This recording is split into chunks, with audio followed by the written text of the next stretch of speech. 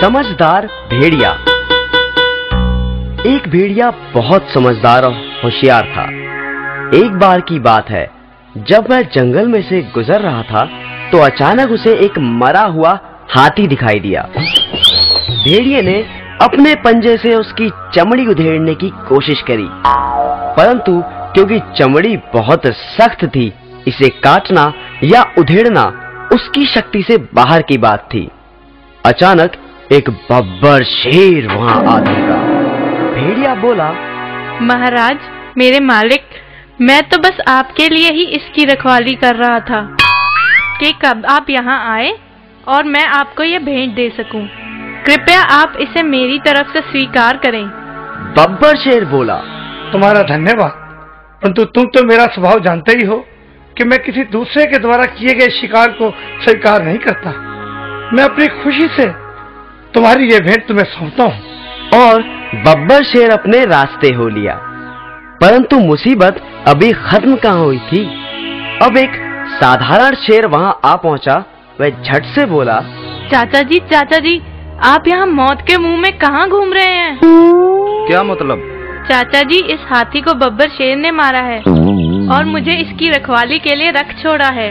जाते जाते राजा जी मुझे यह हिदायत दे गए थे, अगर कोई शेर इधर उधर से गुजरे तो मुझे सूचित कर देना। अब मैं इस जंगल के सारे शेरों का खात्मा कर दूंगा। इतना सुनते ही शेर की हवा सरक गई। उसने कहा, मेरे प्यारे भतीजे, अब तो तुम ही मुझे बचा सकते हो। अगर मेरे बारे में तुम राजा जी को सूचित नहीं करोगे तो मैं बच जाऊंगा। अच्छा, तो मैं खिसकता हूँ। यह कहते हुए शेर रफू चक्कर हो गया। उसके जाने भर की देर थी कि एक चीता वहां आन पड़ा। भेड़िए ने मन ही मन सोचा कि इसके दांत बड़े नुकीले हैं, क्यों ना हाथी की चमड़ी इसी से कटवा लूं। बस फिर क्या था, वह झट से बोला, क्यों भांजे, कहाँ रहे इतने दिन? बड़े समय से नजर नहीं आए। और क्या बात, बड़े कमजोर और भूखे लग रहे हो। देखो, यह जो हाथी है इसे बब्बर शेर ने मारा है। मुझे इसका ध्यान रखने के लिए कहा गया है। परंतु यदि तुम इस हाथी का स्वादिष्ट मांस खाना चाहते हो तो जल्दी से इसमें से चीर कर खा जाओ, परंतु जल्दी करना, कहीं राजा जी ना आ जाएं। चीता बोला, नहीं मामा जी, मुझे लगता है ये मेरी सेहत के लिए ठीक नहीं। परंतु भेड़िए ने फिर एक चाल चली। सुनो भांजे, हौसला रखो और खाना शुरू करो।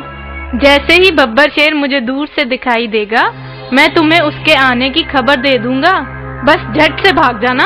तो बस फिर क्या था, चीता भेड़िए के झांसे में आ गया और हाथी के पास पहुंचा।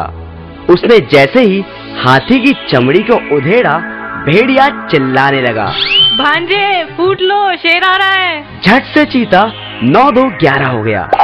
इस तरह भेड़िए ने लंबे समय के लिए अपने भोजन का प्रबंध कर लिया।